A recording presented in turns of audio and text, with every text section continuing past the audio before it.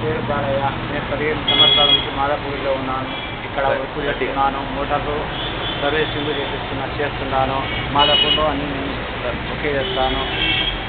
నా పేరు బాలయ్య. నా కింద 5 మంది వరకు ఇక్కడ రాములు షాపు దగ్గర నేను పని చేస్తాను. రాములు వరకు ఓనరు.